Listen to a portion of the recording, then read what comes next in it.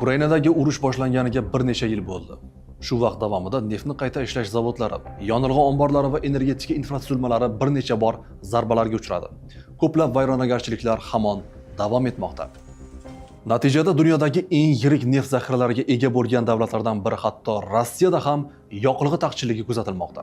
Ayrim hududlarda benzin savdosiga cheklovlar joriy etilayotgani, hatto avtomobillarga davlat raqamiga qarab yonilg'i berish amaliyoti qo'llanilayotgani bu xabarlarni tasdiqlaydi. Ushbu urush shuni ko'rsatdiki, uning oqibatlari faqat jang maydoni bilan cheklanmaydi.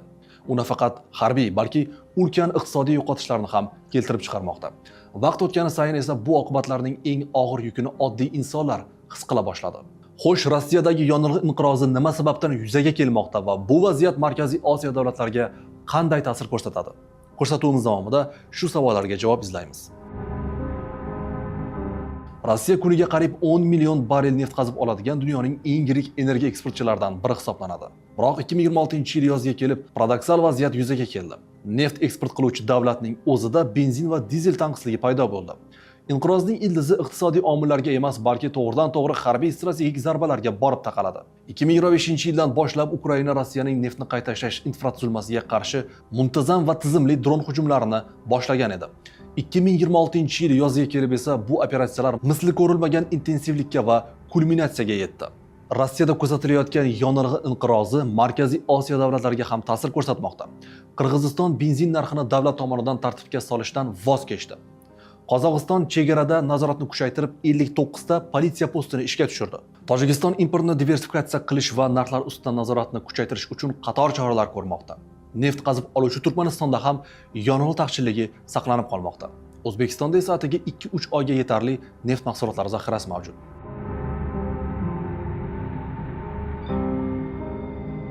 Qirg'iziston yonilg'ini barqaror yetkazib berishni ta'minlash uchun Rossiya, Qozog'iston, O'zbekiston, Turkmaniston, Belarus va Ozarbayjondan yordam so'radi. Mamlakat yonilg'i importini diversifikatsiya qilish va xalqaro hamkorlikni kengaytirish bo'yicha muzokaralar olib bormoqda.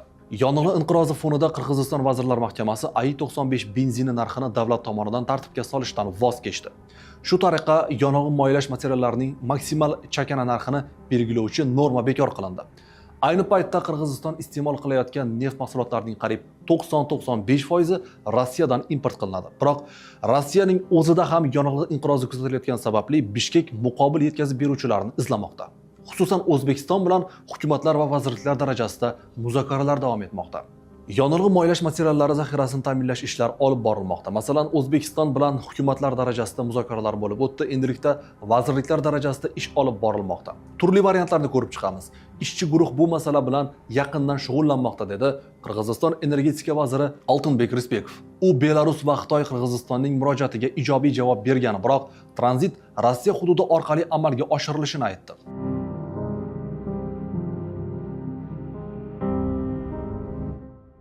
Qozog'iston yonilg'ining noqonuniy olib chiqilishining oldini olish maqsadida bir qator cheklovlarni joriy etdi. Dastlab qo'shni davlatlardan kirayotgan transport vositalari uchun cheklovlar kuchaytirildi.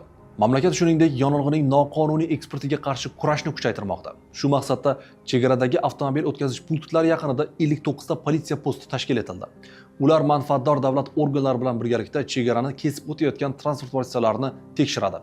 Ma'lumot uchun, yil boshidan buyon transport vositalariga noqonuniy tarzda o'rnatilgan qo'shimcha yonilg'i baklaridan foydalanish bilan bog'liq 255 ta holat aniqlangan.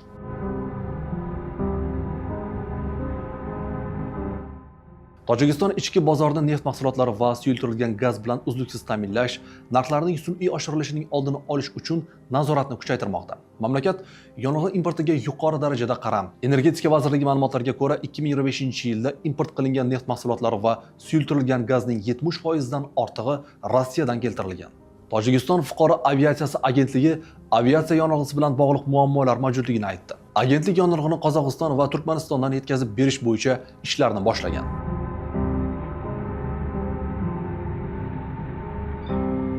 Turkmanistonda yonilg'i bilan bog'liq vaziyat haqida rasmiy va batafsil ma'lumotlar kam. Biroq 1-apreldan boshlab mamlakatdan chiqayotgan avtomobillar bakidagi dizel yonilg'isi hajmi 300 litr bilan cheklangan edi. Belgilangan me'yordan ortiq har bir litr uchun qo'shimcha to'lov undiriladi. Turkmen News nashrining yozishicha, mamlakatda bir necha yildan buyon yonilg'i taqchilligi kuzatilmoqda. Yonilg'i quyish shoxobchalari oldida uzun navbatlar hosil bo'lmoqda.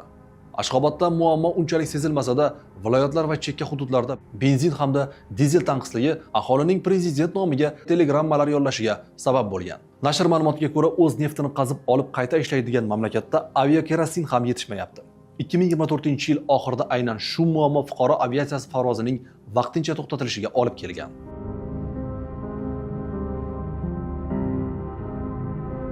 Mamlakatdagi neft mahsulotlari zaxirasi yaqin 2-3 oy davomida ichki talabni to'liq qoplash uchun yetarli. Hozirgi geosiyosiy vaziyat boshqa davlatlarda energetika xavfsizligiga ham tahdid qilganini ko'rib turibmiz.